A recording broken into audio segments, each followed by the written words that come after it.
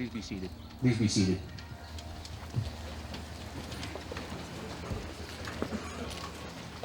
Let's have a nice hand for the Marine Corps Air Grand Combat Center Band. Beautiful.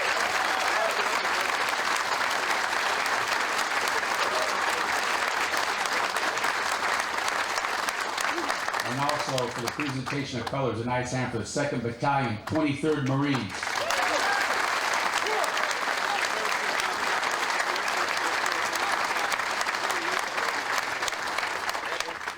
Good morning. Another beautiful day for a very, very meaningful ceremony and a great day in the city's history.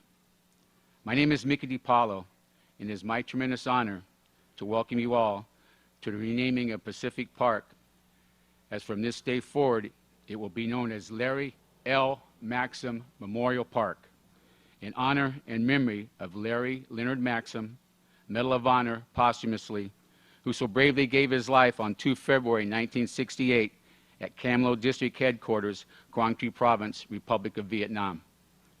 To say we have a wonderful program planned for this memorable day is an understatement. What a great U.S. Marine Corps presence we have here today. And what a great turnout of people from Burbank and surrounding communities. Thank you so much for being here. This is a wonderful day in the history of our city, and to say the planning of this day was a real team effort is quite accurate.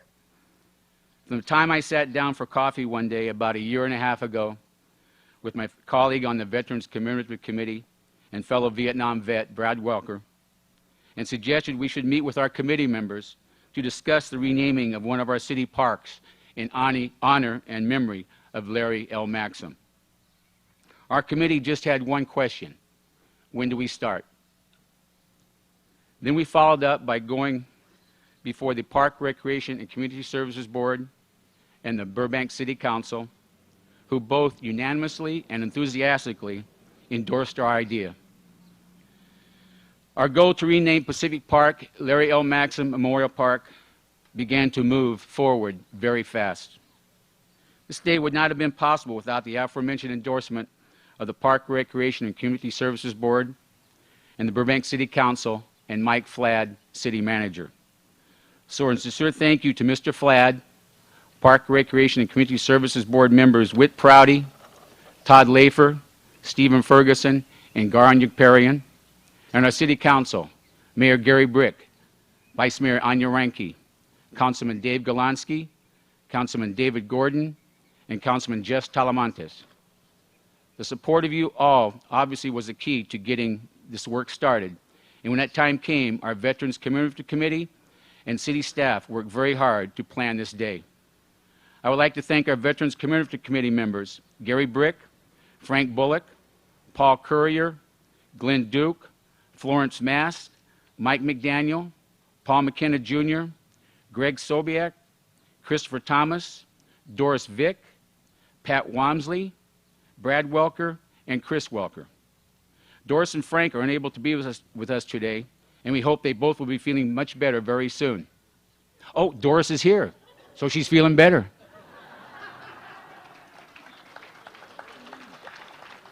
Just a quick aside, Doris sent cookies to all the soldiers in Vietnam back in all through the 60s, so thank you, Doris, for doing that.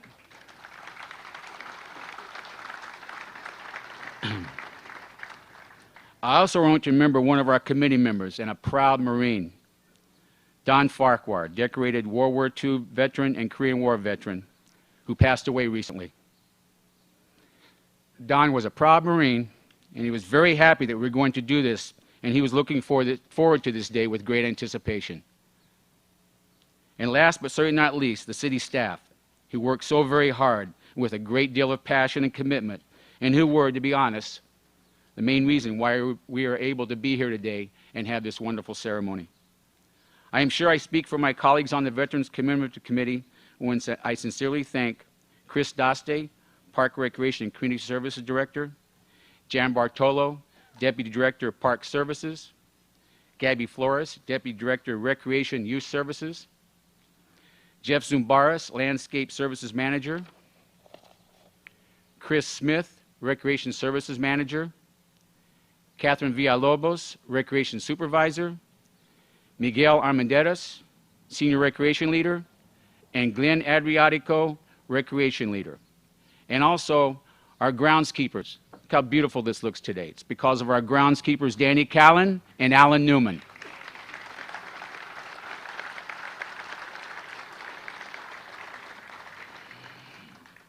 And also the project management team. Less than 2 months ago, construction started on this beautiful monument.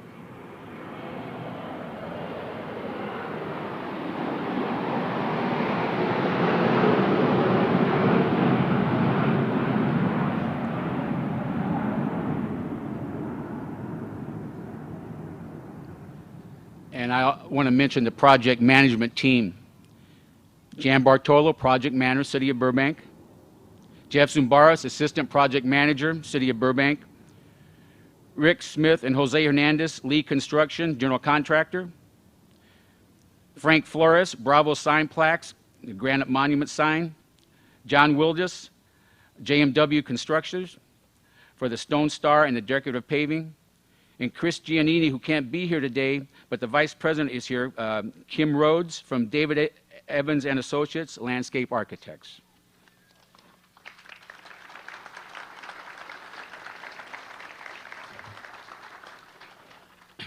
And now I'd like to read a letter from Governor Arnold Schwarzenegger, dated April 17, 2010. Larry L. Maxam Memorial Park. It is a pleasure to send my warmest greetings to all who have come together for the dedication of the Larry L. Maxam Memorial Park. California is extremely proud of our great tradition of military service, and Corporal Maxam is one of the finest examples of selflessness and bravery that our state has ever known. He made the ultimate sacrifice on behalf of the freedoms he held dear, earning him a hallowed place among the few who have received the Medal of Honor. Corporal Maxam's name and deed should never be forgotten, and by dedicating this park in his honor, you ensure that his memory will live on. I commend all those responsible for making this day a reality and for helping to inspire a new generation of heroes who are ready to defend the country and liberty they love. On behalf of the people of our Golden State, I offer my very best wishes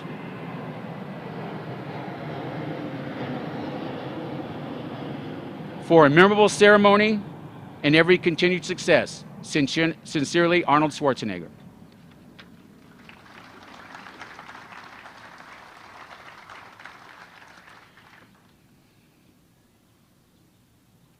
So once again, welcome to today's ceremony. Let us remember Larry L. Maxam and all the men and women who have died in the service of our country. And let us also remember the brave men and women who are currently serving our country and keep them in our thoughts and prayers.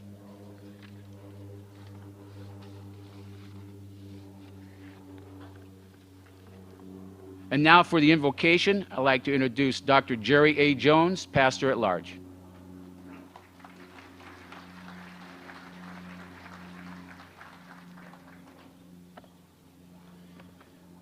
Thank you, Mickey.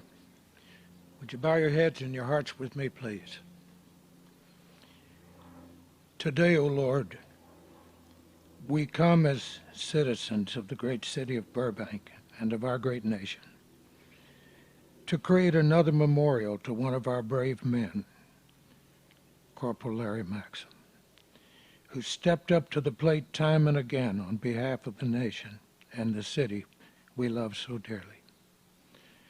We know that no monument, regardless of its size or material of which it is made, could ever adequately express how deep and strong are our feelings of gratitude.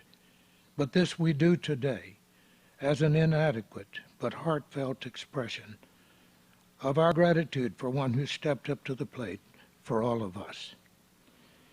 May all that is said and done here today in renaming Pacific Park in Larry's honor be pleasing in your sight, O Lord. And may you watch over this place and make it a place where generations to come will be free to put on the cleats and step up to the plate, knowing that the privilege to do so has been paid for by not only Larry Maxam, but tens of thousands who have proudly worn the uniform of this country and who also stepped up to the plate to defend the right to do so. And to this, let us all say, Amen.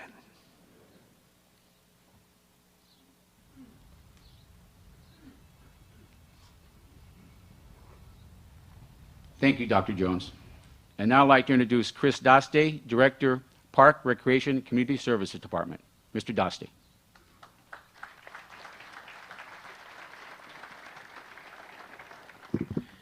Thank you, Mickey. I've been in public service for 25 years, and I think if you're going to ask me for the one moment or program that I will remember most, it's this day. This event, this park dedication, is exactly the type of thing we should be doing in local government, and I can't tell you how proud I am to be a part of it. I'm pleased to be here today as we rename Pacific Park in honor of Corporal Larry L. Maxam. We have a wonderful ceremony ahead for you, and we have several guest speakers who will give us a glimpse into Corporal Maxam's life. Today's focus is very simple. It's to pay tribute to Corporal Larry L. Maxam, his life, and his legacy.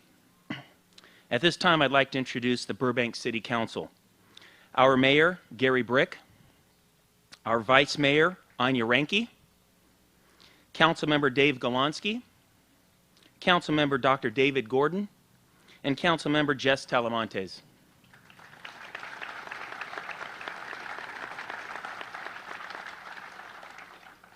From our Park, Recreation, and Community Services Board, Chair Whit Prouty, Secretary Mickey DiPaolo, Member Todd Lafer, and Member Garen Yigparian.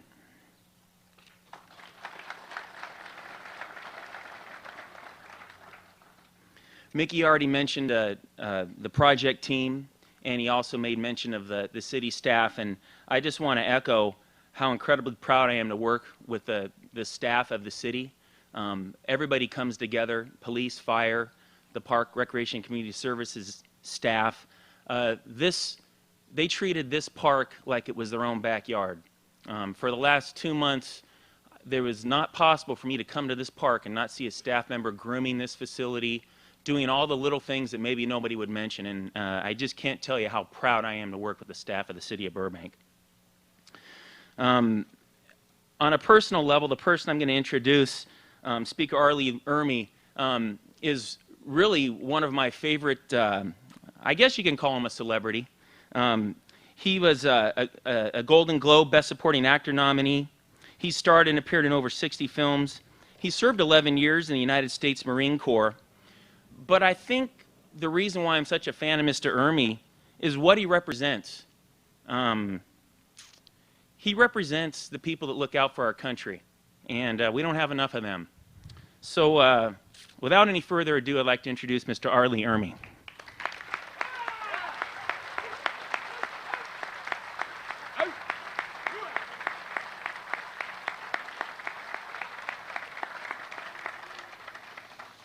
Are you kidding me? They gave me 5 minutes. I can't even introduce myself in 5 minutes. So I'm going to take the liberty of going a bit long, if everybody doesn't mind. We're just trying to hold it down so we can really keep it interesting. You know, I was invited down to speak, and I'm thinking, I tried to write stuff down. There was no way. I want to, first of all, thank the city of Burbank for honoring Corporal Maxam in this manner. This is something that'll be here forever. So this is fantastic. But I beat my brains out. I've known about this for over a week now, week and a half, 2 weeks, but trying to figure out what can I say. I didn't know Corporal Maxam. He was my brother in arms. He was in Vietnam with me, same time. Marines are very close. We stick together. We're brothers. It's a brotherhood, plain and simple. He may have been one of my recruits when I was a drill instructor at the Marine Corps Recruit Depot. He wasn't, but he may have. He could have. So we're very close. And so I was trying to think of what can I say of importance that would be worthwhile for you folks so that I could share with you guys, men and women out here today. And I really couldn't. I tried writing stuff down, and I couldn't make it happen. It just wasn't happening. It sounded too fake, too phony. So I just said, well, you know, what I basically think that I would like to do this morning is just try to explain from a Marine's point of view what the Medal of Honor means. No one goes into combat, no Marine, no soldier, no Air Force person, no sailor, no Coast Guard person. We don't go into combat with this on our list. We must achieve this goal. This is not a goal that anybody plans ahead for.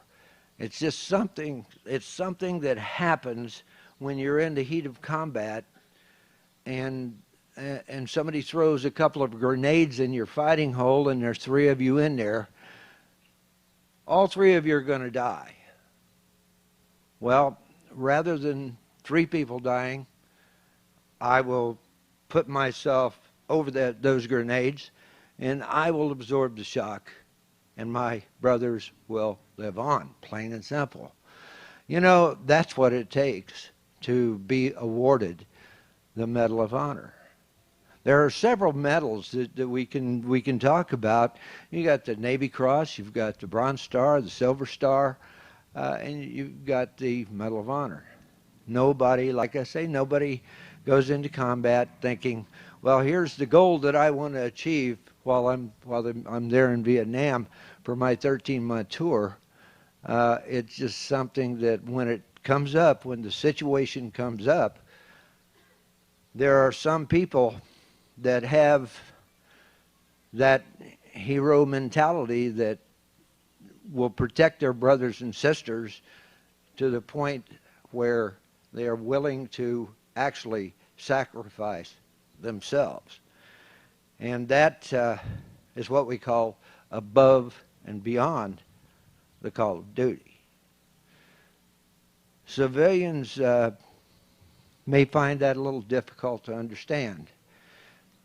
There's a bunch of Marines, we've got quite a few Marines in here, and I'll guarantee you there's not one Marine amongst the Marines here that doesn't understand how this happens.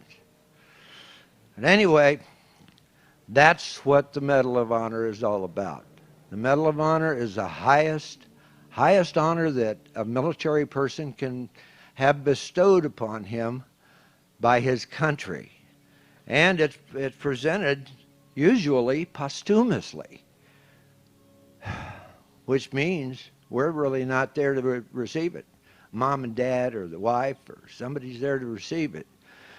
I've known a few Medal of Honor winners that are walking around today, and man, I'll tell you, what they did to earn that honor was so far above and beyond the call of duty that there are just very few of them handed out. They're not given out lightly. The President of the United States is the one that pins that on. And you can't transfer them. When I can't buy a Medal of Honor. No amount of money can buy that Medal of Honor. You have to earn that medal. And I got to say, Corporal Maxam earned it 100%. We have Corporal Maxam peers here from North Carolina, was it? Where you guys from? Where you at out there? There's a bunch of people that were in his unit anyway, and they are here today. They've traveled clear across the... There you guys are. You're being silent over there. The strong, silent type. Would you guys stand up, please?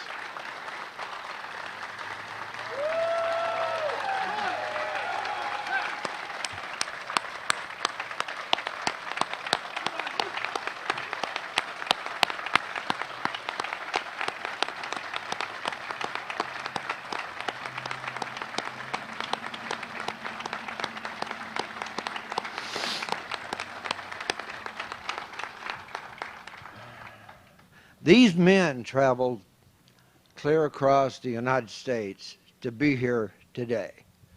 That's how much respect they have for Corporal Maxam.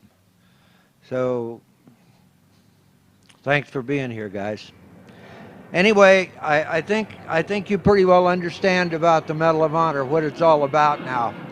And not just anybody gets it. Very few people ever earn the right to wear that Medal of Honor.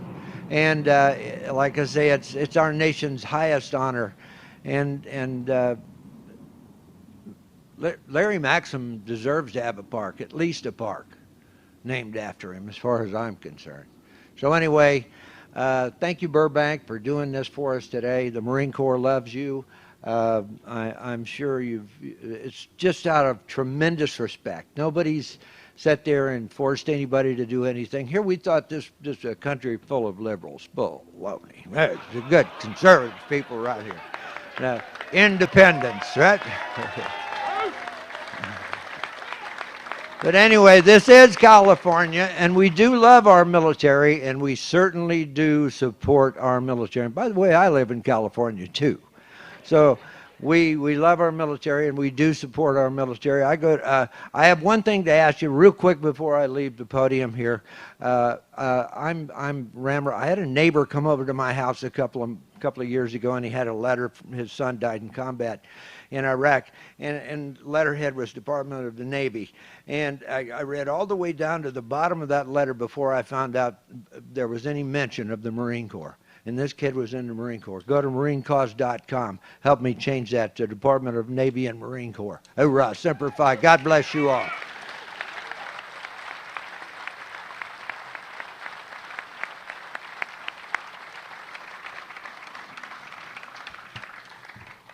R. Lee Ermey, everybody. Give him a nice hand.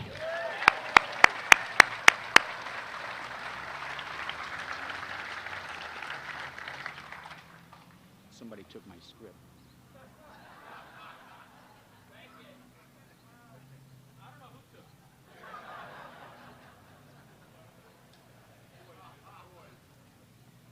As you can see, public speaking is not my strong point, so I'm not like R. Lee Ermey.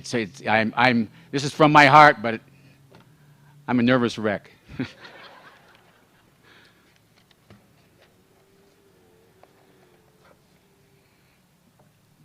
Before I introduce our mayor, Gary Brick, I'd like to say a few words.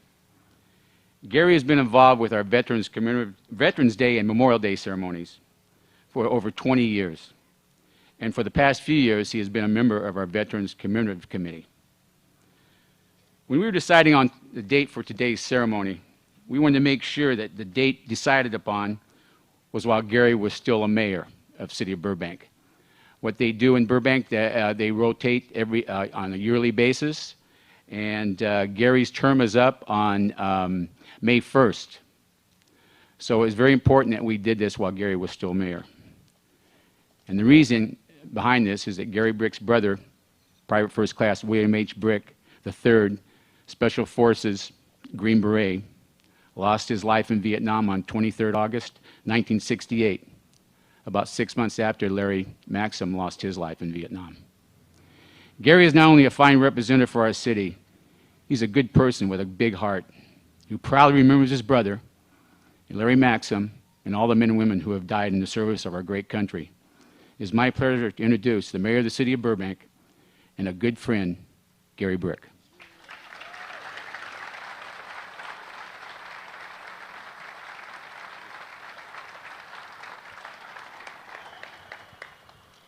Thanks a lot, Mickey. Well, good morning, everybody. And as mayor of the city of Burbank, it's a great honor to be part of this monumental occasion. As some of you may know, this project was started early in 2009 and was spearheaded by Mickey DiPaolo and everyone on the Veterans Commemorative Committee, which is made up of an extremely dedicated group of volunteers who plan our Memorial Day and Veterans Day ceremonies every single year. Mickey has worked very closely with the Veterans Commemorative Committee to plan this dedication ceremony today. At this time, I would like to ask the members of the Burbank Veterans Commemorative Committee to stand so we may acknowledge you.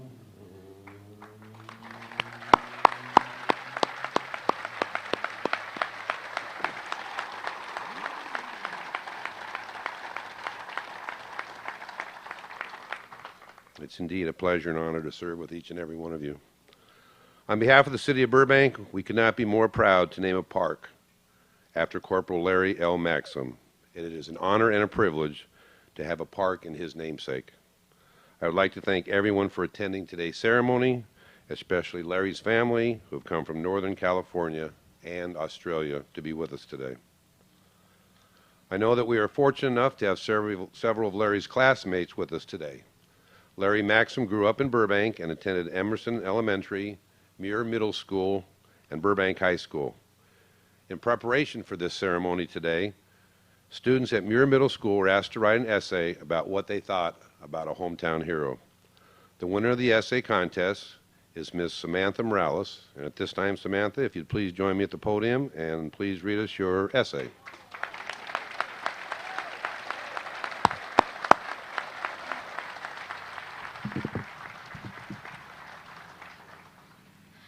Someone who puts themselves in danger or their own life at risk is a hero in my eyes. A person who is not afraid to go out and fight in the war or for their own country, no matter what the risk is a hero. For example, firemen are going into buildings that are burning down with toxic fumes and flames to save people's lives, and they do it very bravely.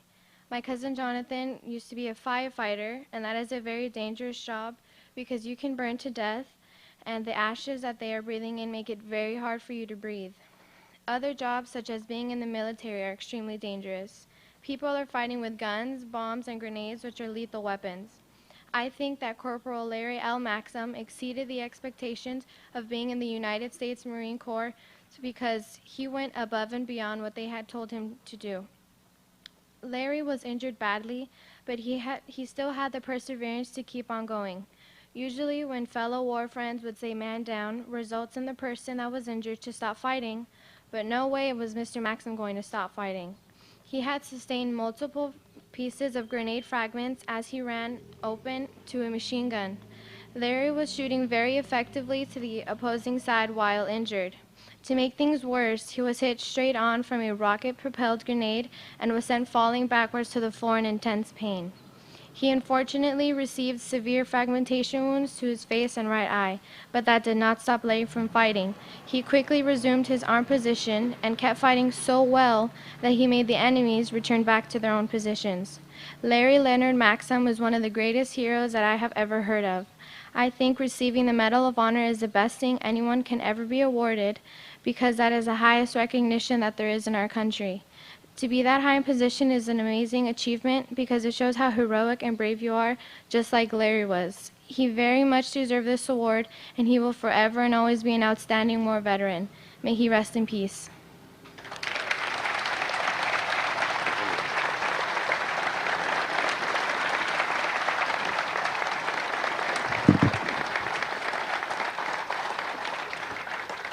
Thank you, Samantha, and on behalf of the Burbank City Council, I would like to present you with a mayor's certificate and thank you for your contribution here today. Thank you. Congratulations. Thank you. Thank you. Good job.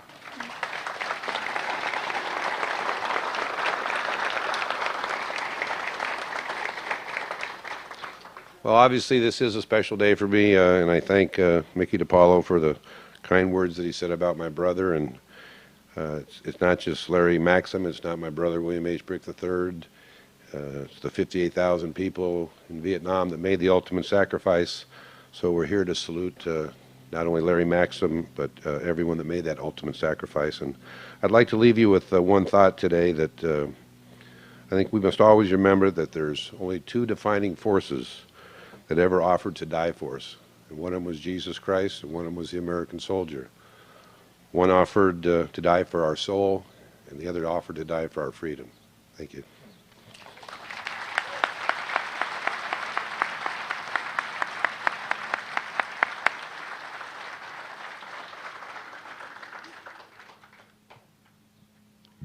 Thank you. And I'd like to introduce the Honorable Adam Schiff, United States Congressman. Congressman Schiff.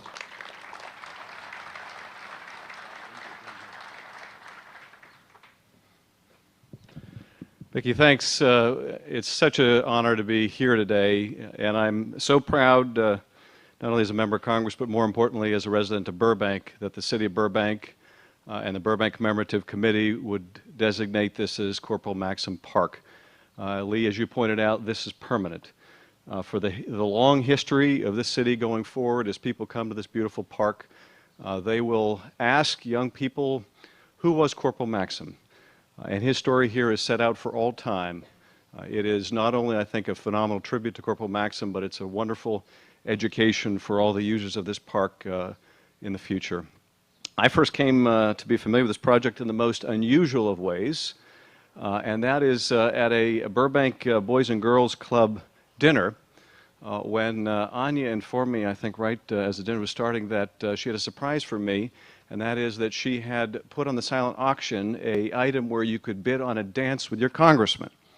I knew that was a sheer revenue loser, but sure enough, someone bid, and it was Doris Vick.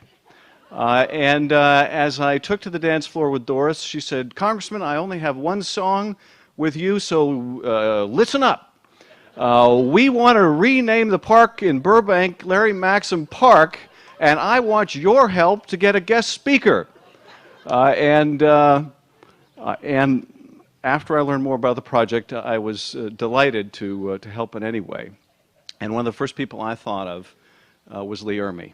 Lee and I had met a couple times on the plane flying back to D.C. We had several hours where neither one of us could escape our seats to talk about all that was going on in the country. In fact, when I sat down to you, Lee, the first time, I recognized you. I couldn't place you. I thought, I knew you were in the military. I thought, has he testified before one of my committees? I know this man. And then, of course, it quickly, the light went on, and I recognized you as one of my favorite film actors. But as I had a chance to talk to Lee, I not only learned about his great work in the entertainment industry, but more importantly about his great work for the Marine Corps.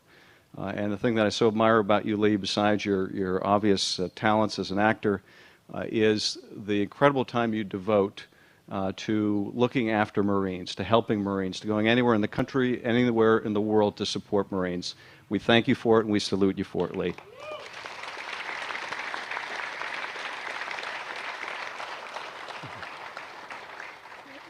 I've said it many times when we've gathered at Memorial Day and Veterans Day that the most inspiring part of my job is when I have a chance to visit our troops around the world. And just a few weeks ago, I made another visit to Afghanistan and met some of the greatest people that have ever served in the uniform of the United States. And what you're immediately reminded of every time you visit troops in the theater is just how young they are.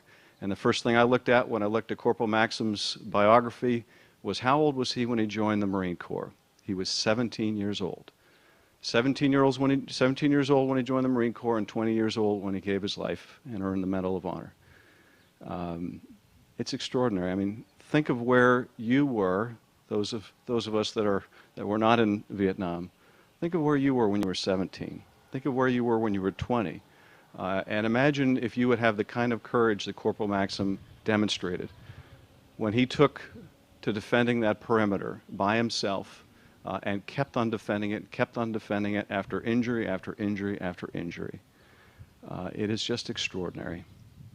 These are the finest people the country produces.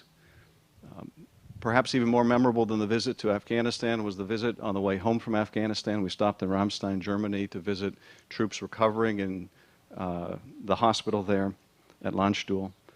And we met one young Marine who was recovering from an IED wound. He was offered a leadership position, but he said, I was in my second tour in Afghanistan. If I was going to lead, I was going to lead from the rear, and I wanted to be at the tip of the spear.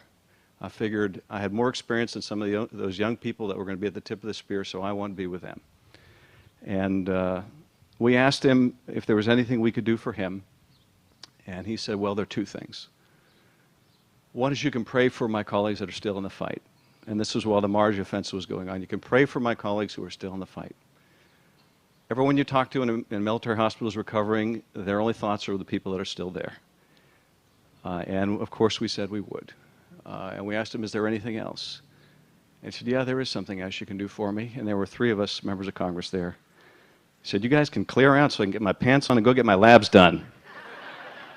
So we said we'd be happy to do that too. Most Medal of Honor winners, as Lee pointed out, they don't come back in one piece. They don't come back alive to tell their stories. We don't get a chance to meet them. We don't get a chance to thank them. But to the Maxam family, I want to say thank you for the sacrifice your family made. For those of you that were in Larry's company, we thank you for your incredible service to the country. We are all proud to be associated with you. Thank you.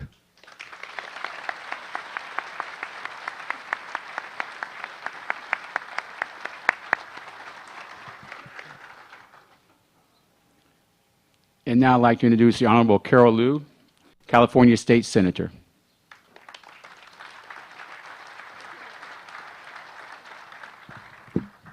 Thank you, Mickey. Excuse me. Thank you, Mickey. I'm going to lose my voice today. Anyway, it's a wonderful morning, and it's a distinct privilege of mine to join you today to honor Marine Corporal Larry L. Maxam. His valiantry was without hesitation. He gave his life during the Vietnam War to protect members of his team. His actions stand as a testament to the noblest traditions of the United States military. As America continues to find itself embroiled in conflicts throughout the world, it is vital that we take time to reflect on the sacrifices of our bravest men and women. And these sacrifices made our soldiers, airmen, Marines, National Guards, and Coast Guard, and so many more. They're so much more than just statistics on a page. Those who have given our lives are not abstract figures.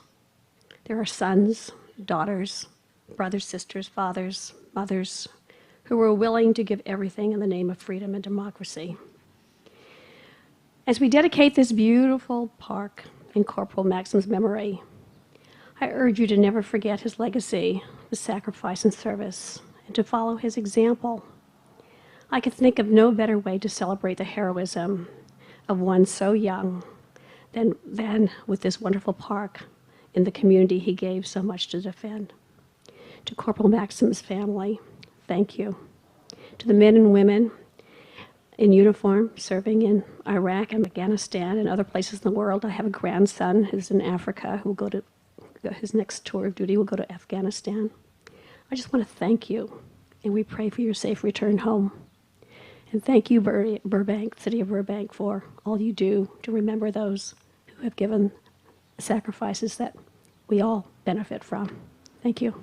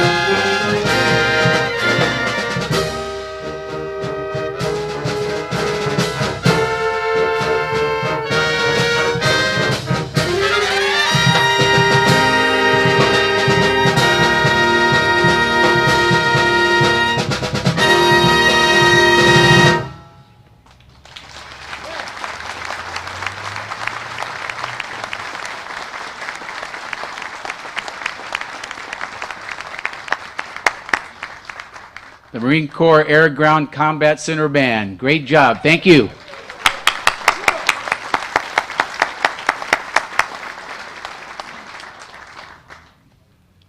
And now I'd like to introduce Trevor Kleinebrandt, Lieutenant Colonel, United States Marine Corps Reserve.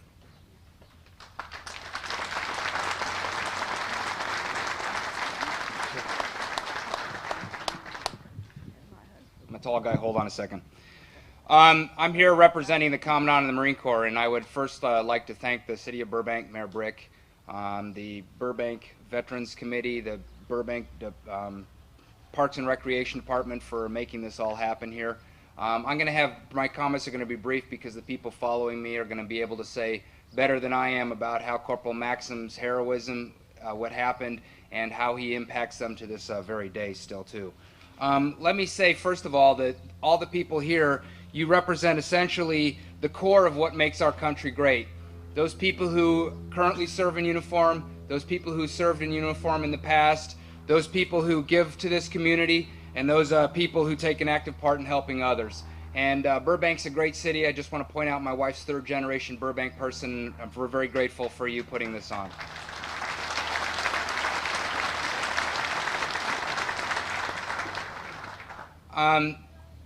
I have a small anecdote I wanted to share with you here. There's something that happened to me the other week.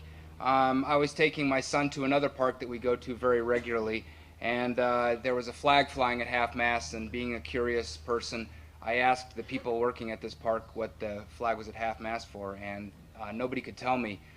Finally, they were very helpful people there, someone called the supervisor, and the supervisor said, well, it's for a Marine who died in Afghanistan, but nobody knew who the Marine was or when he died. The reason I tell you that is because the people there were not bad people, they're hardworking people. I just think in a sense that they never had the ability to connect to the sacrifices that Americans have made, the sacrifices that people in uniform have made, and that's unfortunate.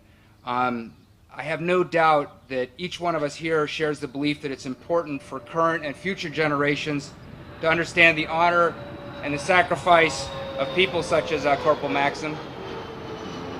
And as has been pointed out already, this park will ensure that the story of Corporal Maxam is told to other people for time, eternity.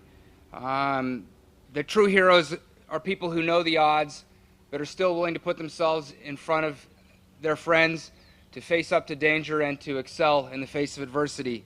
That freedom is not an abstract, that freedom is not free, that there are those who lived amongst us in this very community who are true heroes and who've lived up to the name of what a hero actually is, and that there are people who will continue to serve and continue to be heroes.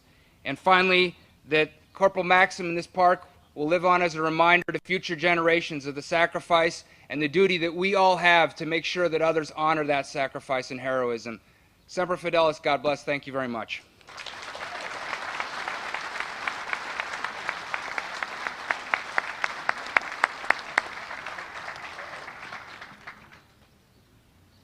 Thank you very much, Lieutenant Colonel.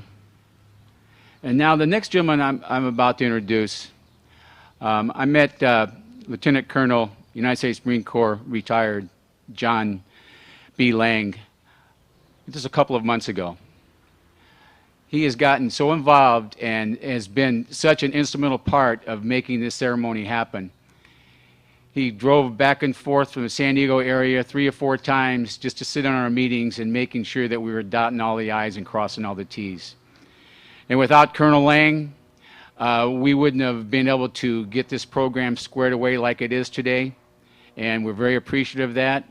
And Colonel Lang right now is in the process of writing a book about Marine Corps Medal of Honor recipients, and of which Larry L. Maxam takes up about, I would say, about 50 pages of his book. Now I'd like to introduce Lieutenant Colonel, United States Marine Corps, retired, John B. Lang.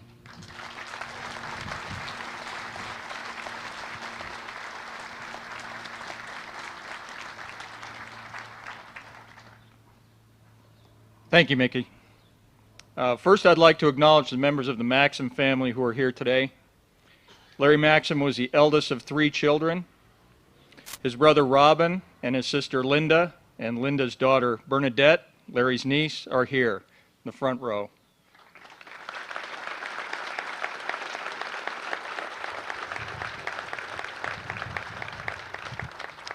Larry's cousin Gary is also here, and there are a number of members of the extended Maxam family also here with us today. This is the first time Linda and her daughter have been back to Burbank in 20 years. Please welcome them back.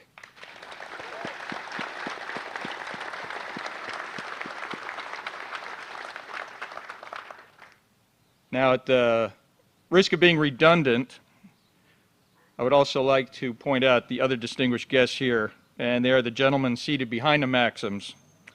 These are Larry Maxam's brothers in arms. They are the Marines from 1st Battalion, 4th Marines who served with Larry, and most of them were there the night Larry Maxam earned the Medal of Honor. Gentlemen, please stand again for a moment.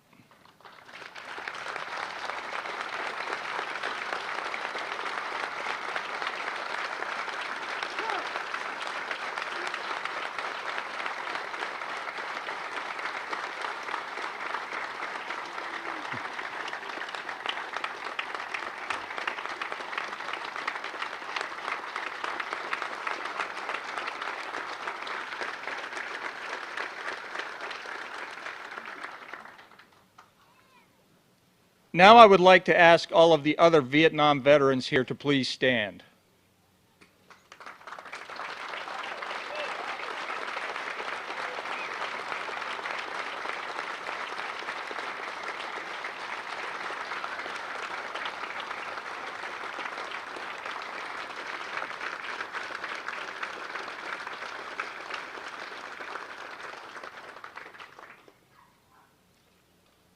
Many of these men never got a proper welcome home when they returned. Take our welcome today as a small down payment on making up that debt. Thank you for allowing me to speak here today. It is a unique honor because I'm neither a Maxam family member or a Vietnam veteran.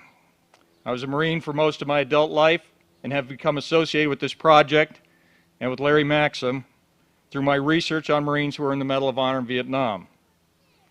In December 2006, I tracked down Robin Maxam down in Australia and called him on the phone.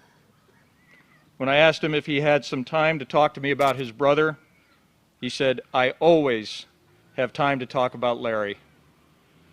I also talked to Larry's mother, Alice, who we lost about a year ago, and Larry's sister, Linda. I also ended up interviewing most of the men that were with Larry in Vietnam.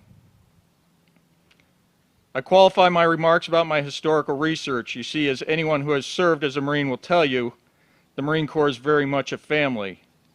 Within the Marine Corps, those Marines who went before us are viewed more as ancestors in our martial family rather than as mere historical figures. To all Marines, men like Larry Maxam are people who have brought us to today. Following me, Major Clark, who is the current executive officer for 1st Battalion, 4th Marines, Larry Maxam's unit, will talk to you about how Larry Maxam is still leading Marines through his legacy and the example he set as a Marine. Thank you again for this honor. Every single one of us living the wonderful life we are afforded in this country has a duty.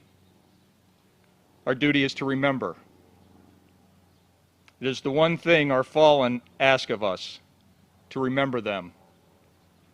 As the old saying goes, the first duty is to remember. The city of Burbank has made a wonderful commitment to that duty with the monument in honor of one of their brave sons who fell on a battlefield halfway around the world 42 years ago. It is also worth noting that this memorial to Larry Maxam also serves to memorialize the other 57,177 men and women who also made the supreme sacrifice in Vietnam. I salute the citizens of Burbank for their loyalty. I'll tell you some of what I know about Larry Maxam. Larry Maxam lived here in Burbank until he went into the Marines. The house where he grew up on East Magnolia Avenue is still there. When I spoke to his mother, she said that he liked to pack a lunch and hike up into the mountains there above town. He would spend all day up there exploring. He was a good son, a good older brother, His father died when he was 15, and he tried to be a source of strength for his mother and an example for his little brother and sister. He had always been fascinated with the military. When he became restless and bored with high school, he decided to enlist in the Marines. He enlisted the very same day that Marines went ashore in Da Nang in 1965. He was a superb Marine. He was a low-key and methodical leader. His men trusted him, a rare quality when men know that a mistake would cause them to be killed or maimed. I would like to tell you some of what I know about Larry Maxam in that terrible night in 1968. General Giap, the head of the North Vietnamese Army, was ordered in April 1967 to come up with a plan to win the war in Vietnam. The plan he devised and executed became known as the Tet Offensive. The plan was to stage massive attacks all over South Vietnam while most of the people were celebrating the Chinese New Year, which is called Tet in Vietnam. For us to understand Tet, you have to imagine a holiday that is Christmas, New Year's Eve, and Easter all rolled into one. While families across South Vietnam celebrated Tet, tens of thousands of communist soldiers staged for attacks. One of the objectives identified in that plan was the Vietnamese district headquarters at Cam Lo. Cam Lo is located just south of the DMZ, the border between North and South Vietnam.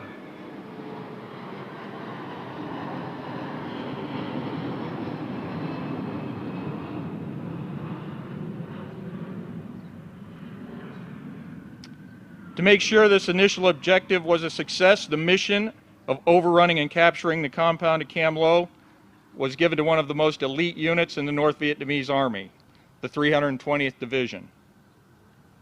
The 320th was proud that it had been one of the units to defeat the French at Dien Bien Phu. The soldiers of the 320th Division were not the Viet Cong guerrillas, the farmer by day and fighter by night types. The men in the 320th Division were professional, full-time soldiers. They had gone through years of training. They had state-of-the-art weapons, superb discipline and morale. They wore uniforms and were tough and dedicated. The 320th Division crossed a demilitarized zone and prepared to overrun the tiny contingent of local villagers and their advisors who were in Cam Lo. Major Payne, the Army officer assigned to Cam Lo, noticed that the local villagers had begun to leave the village a day or so earlier, and he suspected they were leaving because they knew a battle was brewing in the area.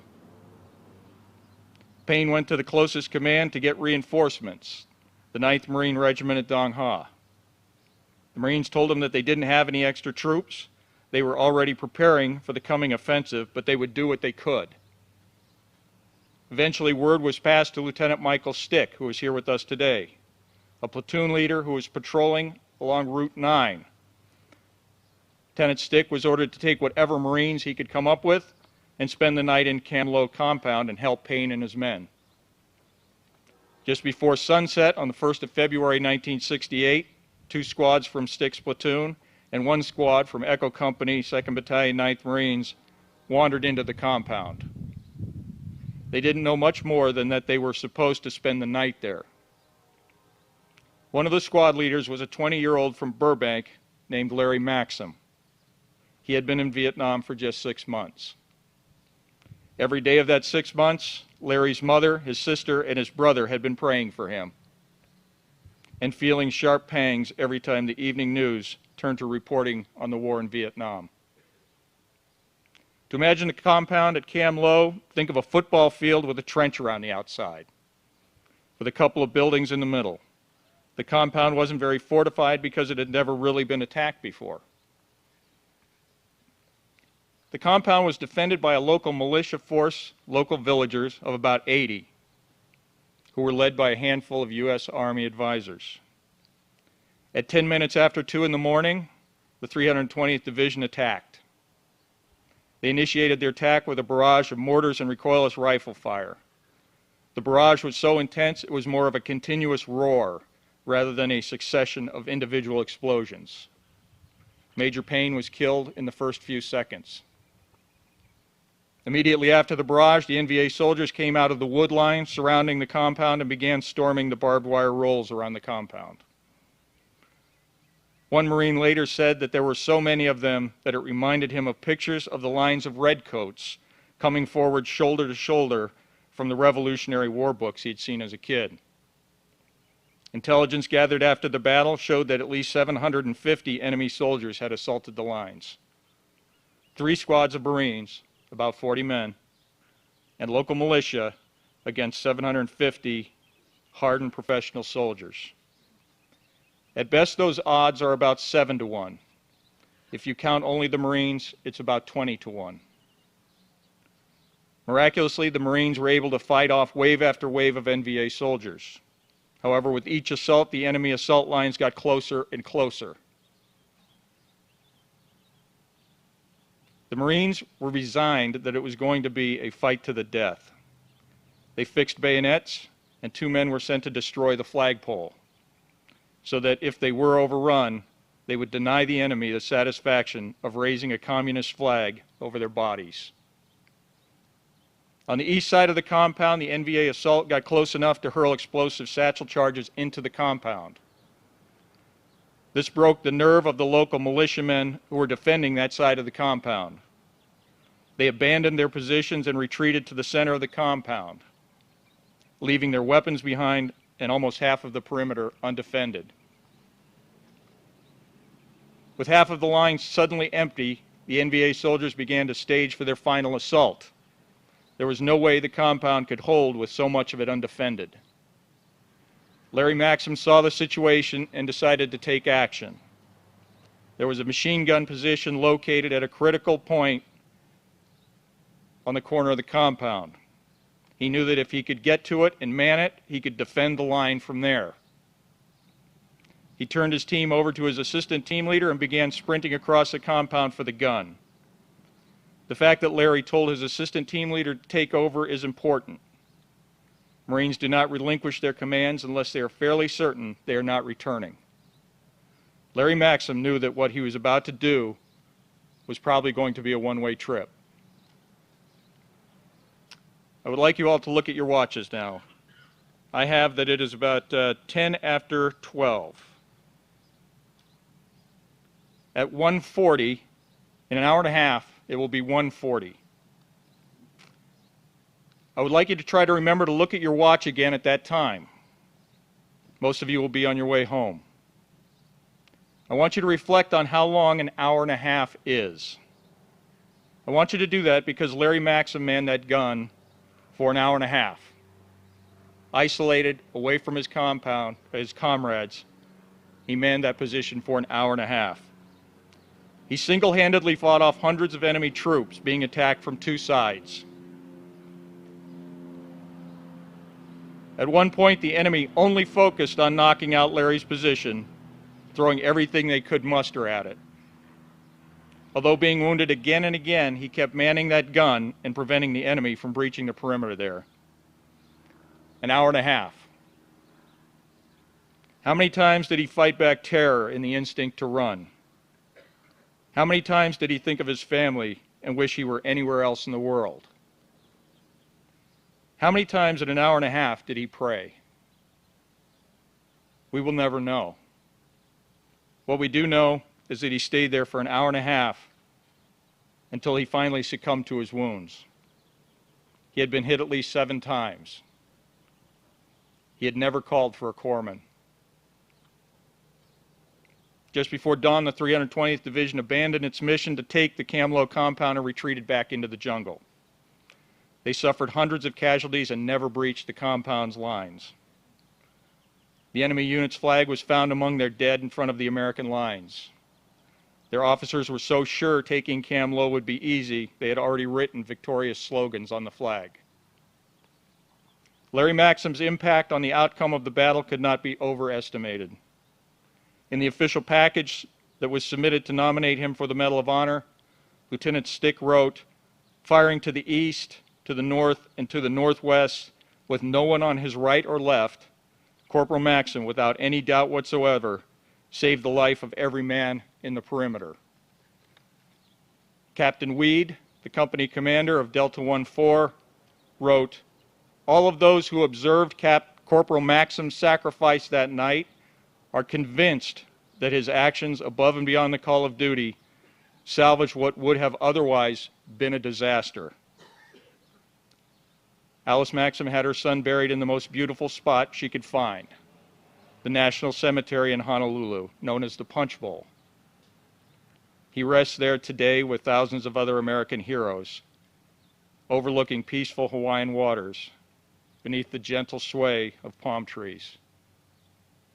On the 20th of April, 1970, Alice Maxam accepted Larry's Medal of Honor at the White House. I would like to make a point about something that often comes up when discussing men like Larry Maxam. There is a quote attributed to F. Scott Fitzgerald that goes something like this: "Show me a hero and I'll show you a tragedy." I've always hated that quote, and personally I think it's a load of nonsense. I don't think Larry Maxam's life was a tragedy, and I'll tell you why. Larry Maxam's death on the 2nd of February, 1968 was an incredible loss. To his family, his death left a void that can never be filled. To his mother, the world was never going to totally make sense after the day she was informed her eldest son had been killed. His comrades, who fought alongside him in Vietnam, think of him every day and will tell you they have never been able to completely shake a feeling of guilt because he died and they lived. However, I don't believe Larry Maxam is a tragedy. Let me explain. People die every day, often for stupid reasons. However, Larry Maxam died because he chose to sacrifice his life to save his fellow man.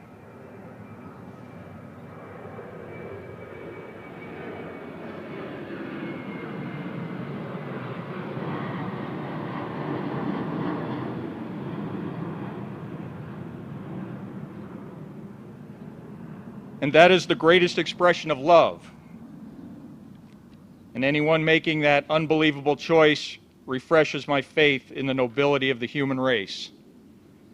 To me, it would be a tragedy if we became a culture where we no longer found people who were capable of that depth of love and loyalty to their fellow man. A loss indeed, a terrible loss, but not a tragedy. I would like to leave you now with how an American president, when presenting the Medal of Honor, summed up the meaning and importance of the Medal of Honor.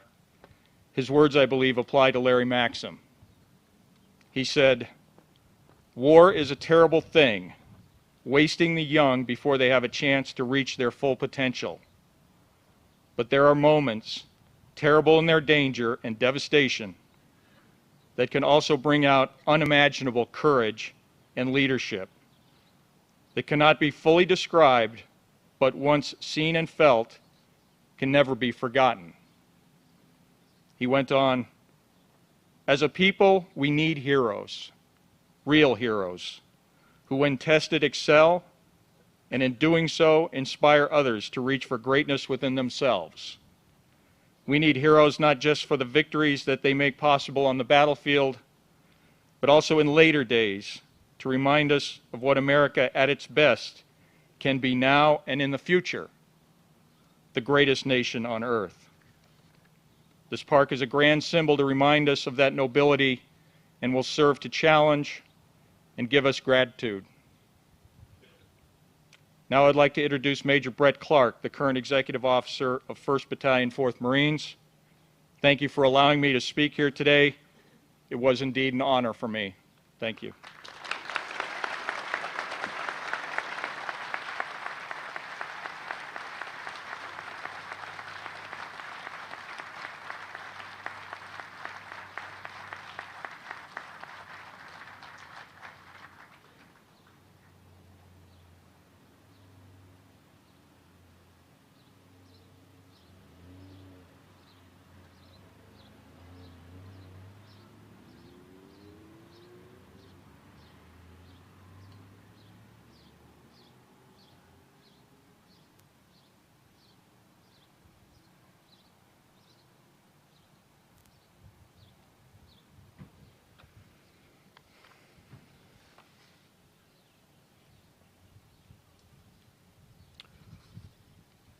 Who do we want to be like?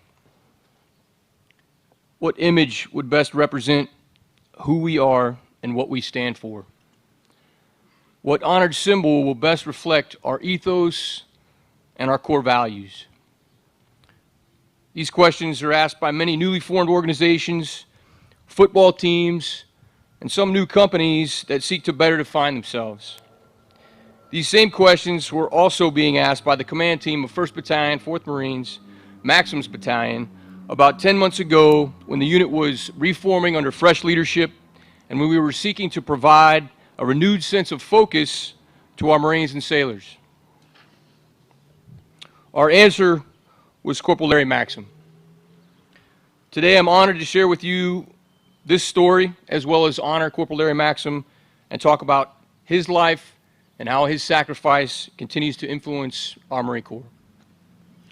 Good day, ladies and gentlemen, brothers and sister patriots, honored guests, Gunny Ermey, Mayor Gary Brick, Congressman Adam Schiff, Senator Carol Liu, Samantha Morales.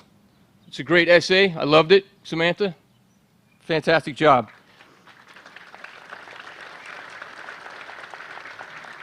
And most importantly, those in service of our military, past and present, and the supporters of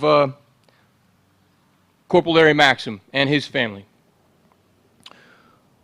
Both Corporal Burr and I are extremely honored to be here today on behalf of Maxam's Battalion, 1st Battalion, 4th Marines. Our battalion is one of proud history, as many of you know. The men of 1st Battalion, 4th Marines are still known as the China Marines to this day due to our being the longest stationed Marine Corps infantry unit in China from 1927 to 1941. When World War II broke out, our battalion defended the strategic island of Corregidor until all supplies were exhausted and they were ordered by higher command, similar story sounding here, to burn their colors and surrender. Captured and starved, the battalion's numbers were near dissolved by the Bataan Death March on the island of the Philippines and during the subsequent imprisonment in Japanese labor camps until the end of the war. Appropriately so, in February of 1944, the proud title of 1st Battalion, 4th Marines was redesignated, this time as one of the 1st Raider Battalions, an elite unit of specially trained light fighting commandos that fought with distinction in some of the bloodiest campaigns of World War II on the islands of Guam and Okinawa. Later in Corporal Larry Maxam's time, his battalion fought proudly for 3.5 years in Vietnam, distinguishing themselves in numerous operations in faraway sounding places like Chu Lai, Con Thien, Gai Lun, and Ka Lu. Since Vietnam, the Marines and sailors of 1st Battalion, 4th Marines have participated in missions in Somalia, in Kenya, Operation Desert Storm, Desert Shield, Operation Enduring Freedom in Afghanistan, and 4 separate Operation Iraqi Freedom deployments, earning honors in some maybe more familiar sounding places such as Najaf and Fallujah. As I speak, the Marines and sailors of Battalion Landing Team 1-4, 1st Battalion, 4th Marines, are participating in a 2-week-long final certification exercise. This is the one that is briefed up to the Commandant of the Marine Corps and allows us to deploy and go into harm's way. This is happening now off the coast of Southern California. These Marines and sailors are conducting various ship-to-shore, amphibious operations in vehicles, boats, and helicopters. Otherwise, we would have a lot more Marines here besides myself and Corporal Rabura. On this exercise, we will execute numerous raids, non-combat evacuation operations or embassy reinforcement missions, amphibious landings, tactical aircraft recovery of aircraft and personnel, as well as counter-piracy missions, and your standard garden variety offense and defensive operations. The completion of this event punctuates our training that has taken place over the last 10 months and will enable us to deploy in support of the 15th Marine Expeditionary Unit through the Pacific and Indian Oceans and into the United States Central Command Area of Operations this summer. Our battalion landing team of approximately 1,200 Marines was by no means ready to conduct this type of training we're currently conducting 10 months ago. At that time, after repeat numerous deployments, as you heard me mention, to Iraq, specifically when they came back that year, it was Operation Iraqi Freedom 8.2. And subsequently, there was a lot of missed professionally developing schools, and we were also experiencing over 50% turnover in personnel. The battalion had been driven at red line, so to speak, and put away without an oil change and without preventative maintenance. The command team comprised of the battalion commander, Lieutenant Colonel J.R. Clearfield, the Sergeant Major Jones, the executive officer, myself, the operations officer, Major Tom Tennant. We quickly realized the battalion was technically proficient, but it was lacking some of the consistent moral decision-making that we desire in our Marines, and they had a less than desirable focus on the intangibles of professional leadership that the Marine Corps prides itself on. Seeking to provide what was missing, we determined that in addition to providing the challenging pre-deployment training for our men, that there was a need to provide our Marines with a higher calling, a visual metaphor of what they should mentally, morally, and physically aspire to be. One that demanded attention to their character development and placed an emphasis on some of the intangibles of our Marine Corps' already well-known core values and leadership traits.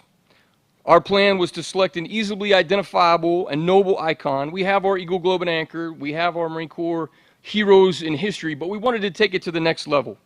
We wanted to find that icon and package it in a way on coins, on T-shirts, roll it into our awards system methodology, put it on character cards and patches, and this would constantly remind our Marines of who and what we are and what is expected of us. As a team, and with the assistance of some of our special staff, including our Navy chaplain and our operations chief, Master Gunnery Sergeant Fraser, we set the planning. Who do we want to be like? What image would best represent who we are and what we stand for? What honored symbol will best reflect our ethos and our core values? We examined numerous warrior cultures and considered the samurai, the Spartans, the American Plains Indians, the Knights of the Crusades. Fortunately or unfortunately, you determine, but all these castes, all these warrior cultures, they have their flaws. The samurai followed the Bushido Code, which is a pretty incredible code, but also one that promotes seppuku or harikari, also known as suicide by disembowelment. So we knew that was something we couldn't endorse. The Spartans are some of the most heralded warriors, but I prefer not to talk about what they did to each other with just a light coat of oil on. The American Indians were a fierce lot as well, but they too did a lot of bad things to some pioneers and Western settlers. And the Knights of the Crusades, noble warriors indeed, but we might have a hard time using them as an icon or a symbol if we return to the Middle East anytime soon. Not to mention we didn't want to make T-shirts that looked like we were promoting Dungeons and Dragons or World of Warcraft. As we continued to research, we realized that we need not reinvent ourselves by looking outside of our organization for a specific representative noble warrior spirit, especially because of the fact that when you compare the Marine Corps with all these other warrior cultures, the United States Marine Corps is the most valiant, vigilant, and when needed, violent against our enemies of all of them. After arriving at that conclusion, the next step in our planning then was to determine what image or who from our unit history would represent what is best in all of us or what we aspire to be. The answer was staring at us the whole time. On the second deck of our command post, on the bulkhead, that's Marine speak for wall, next to his Medal of Honor, citation that is, not 5 paces from our conference room where a lot of this planning took place, is a picture of Corporal Larry Maxam. With impressive bearing, calm yet intense ever-watchfulness, this bull-necked Marine has been displayed for years to remind us of the courage and sacrifice that our NCO Corps demonstrates daily and throughout our Corps' history. Our chaplain, Lieutenant Commander Mike Foskett, a well-read sailor and former enlisted Marine, was the first to suggest Corporal Maxam. He said, why not him? He's from California, and it was right there in front of our eyes. Our battalion commander approved the idea at once, and we sought to learn more about Corporal Maxam, beyond just his Medal of Honor citation and what biography was on Wikipedia. Our Marine Brotherhood network of sources proved valuable, as Colonel Retired Dick Camp of the National Museum of the Marine Corps in Quantico, Virginia, as well as some of the combat veterans that we were able to reach out to that served with Larry were instrumental in providing us and went the extra mile to give us some information about this Marine. The more we learned, the more solidified we were in our decision. Sound of freedom right there. the more solidified we were in our decision that we had picked the right guy, the right symbol of what truly was our Marine Corps core values and who embodied it. As Lieutenant Colonel Lang has already shared, Corporal Larry Maxam has and was, he was so much more than just some Marine dude who died a hero in Vietnam. In his 20 years of life, he lived lifetimes. Not only was Larry a squared-away Marine and a tactical and technically savvy non-commissioned officer, but he was also a confident leader. He might not have been loud or boisterous, but he was a quiet professional who was caring and compassionate. A Boy Scout growing up, he was a true outdoorsman and knew the meaning of taking care of his own. As a Marine in combat, he took great care of his squad mates. He was known to offer them comic books when the chaos really got bad to provide a little levity. He also went out of his way to take their posts so they could get a little extra rest. How he treated his men, he made them feel like they were the most important things. Corporal Maxam was so much more than his near imaginable sacrifice on that fateful night in Kamlo on 2 February 1968. Larry Maxam was the epitome of what our Marine Corps core values really mean: honor, courage, commitment, and especially the unpublished but everyday practiced in the Marine Corps core value of sacrifice. Consequently, we adopted the silhouette of Larry Maxam as our unofficial unit symbol, with the emphasis that he represents those valued character traits should be something that all Marines aspire to possess. That emphasis was very clear.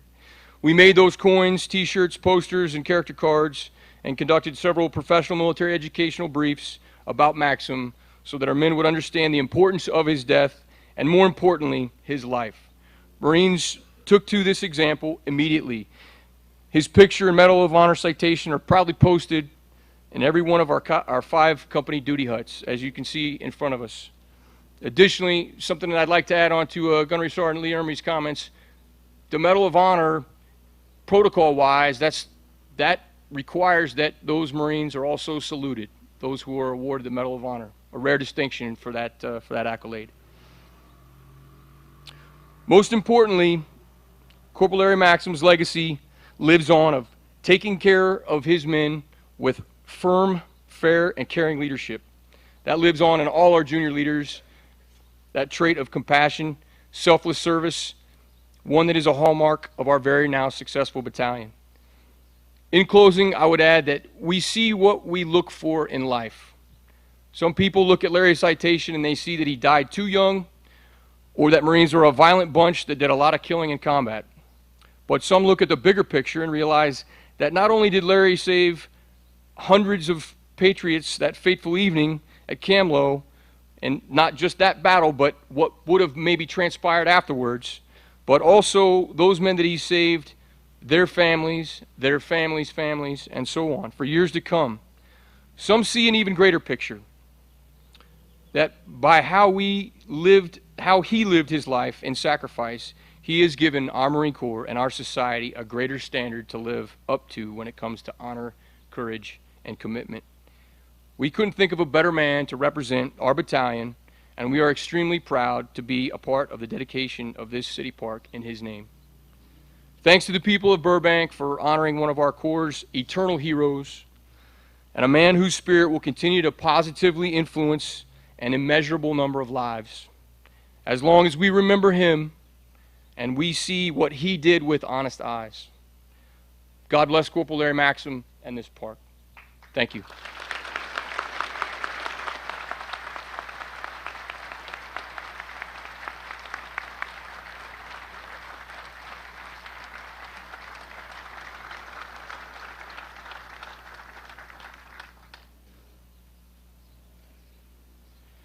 Thanks, Lieutenant Colonel Kleinebrandt, Lieutenant Colonel Lang, and Major Clark. Wonderful words. Thank you very much. And now for the benediction by Pastor Jerry A. Jones, Pastor at Large.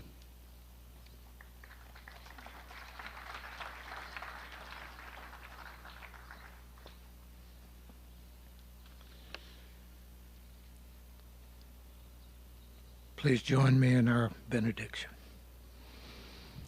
Almighty God, our hearts have been stirred today. We have been made more proud than we have ever been to be a part of this city and of this great nation. As we come to the end of a very significant event in the life of each of us and in the history of our city, I personally thank you, my God, for the privilege of having been a participant in giving honor to whom honor is due, and tribute to one who, because of the supreme sacrifice which he made, has made this ceremony and this park dedication possible. Nothing that any of us could say or do could adequately express the enormity of the sacrifice made by this brave Marine. But it will stand as a perpetual monument that will hopefully, somehow, even if miraculously, pass on the sense of Larry's commitment to defending our freedom and to the right to play the game without fear of repression. May all who in the future will put on the cleats and step up to the plate and swing the bat realize just how great the price of freedom. May those who come to this place, who read the message on the markers, somehow take something of the spirit of Larry Maxam with them as they leave. Larry stepped up for all of us.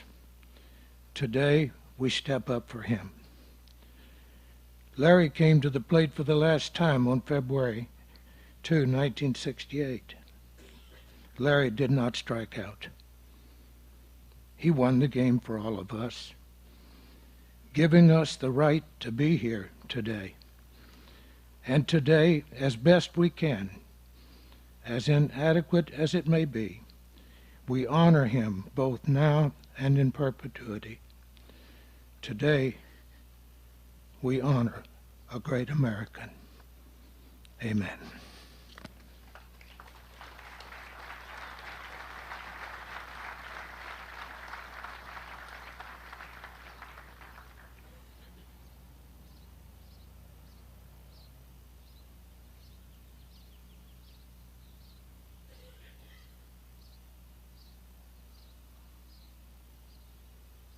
Thank you, Pastor Jones. Before I go further, I'd like to introduce Marjorie.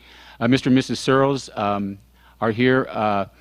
Mrs. Searles is Larry Maxam's father's sister. I'd like to also acknowledge their presence today, and thank you so much for being here.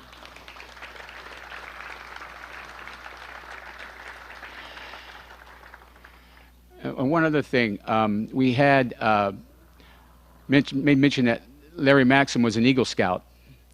And we do have some scouts present today from Troop 201. If they are still here, I want to recognize them. We always like to have the youth involved in as many of our programs as possible. If they're here, if they could please stand.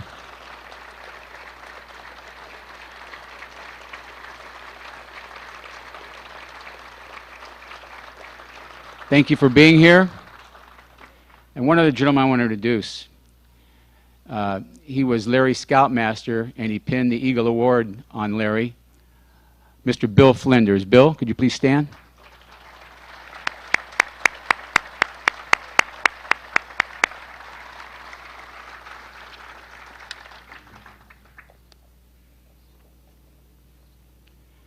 Thank you all for coming to today's dedication ceremony. Thanks to the 2nd Battalion, 23rd Marines for a great job, the Marine Corps Air Ground Combat Center Band, our speakers R. Lee Ermey, Lieutenant Colonel Kleinenbrandt, Lieutenant Colonel Retired John Lang, Major Brett Clark, USMC, Congressman Adam Schiff, California State Senator Carol Liu, and Pastor Jerry A. Jones for the invocation and benediction. And oh man, let's not forget Delta 1-4, thank you for being here and honoring your comrade in arms, Larry Maxam.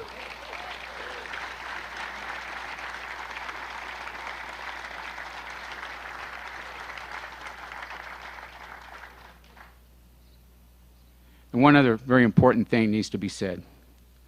Welcome home, Larry Maxam. God rest you in eternal peace. You and the millions of men and women who have died in the service of our country will never, ever be forgotten. Thank you. God bless.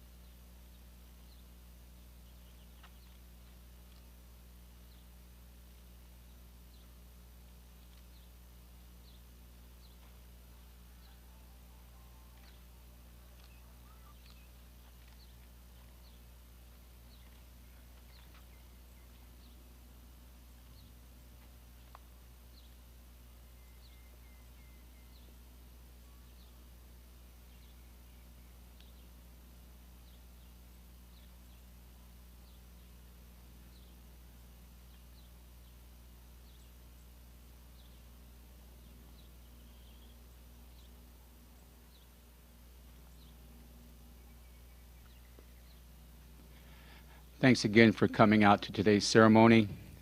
And I want to take a special thanks to Larry Maxam's family for sharing this wonderful day with us. God bless you all.